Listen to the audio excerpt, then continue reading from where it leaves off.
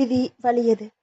யமதர்மன் ஒரு குருவிய ரொம்ப நேரமா பார்த்துக்கிட்டே இருந்திருக்காரு. இத தற்செயலா கவனிச்ச ஒரு கருடன் பதறி போயிடுச்சு. ஐயோ, இந்த குருவிக்கு ஆயுள் முடிஞ்சிருச்சு போல இருக்கே, எப்படியாவது இதை காப்பாத்தியே ஆகணும்னு நினைச்சிருக்கு. அந்த குருவிய தன்னோட அழகால மெதுவா தூக்கிக்கிட்டு மின்னல் வேகத்துல பறந்துருச்சு. பல்லாயிரம் மைல்களுக்கு அப்பால் ஒரு அடர்ந்த காடு இருந்திருக்கு. அங்க இருந்த ஒரு மர பொந்துல மகிழ்ச்சியோட அந்த குருவியையும் விட்டுருச்சு.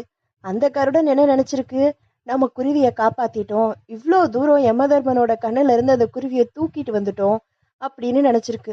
ஆனா அந்த பொந்துல ஏற்கனவே ஒரு பாம்பு சுருண்டு படுத்துக்கிட்டு இருந்ததை அது கவனிக்கல. அது கண் இமைக்கிற நேரத்துல அந்த குருவிய கவ்வி விழுங்கிடுச்சு. நடந்ததை பார்த்த கருடன் மனம் பதச்சு போனது. ஐயோ, குருவியோட உயிரை காப்பாத்த நினைச்சு நானே அதுக்கு யமனாயிட்டேன்னு புலம்பி வருந்துச்சு. அப்ப யமதர்மன் புன்னகையோட சொல்லியிருக்காரு, நான் அந்த குருவிய பார்த்தது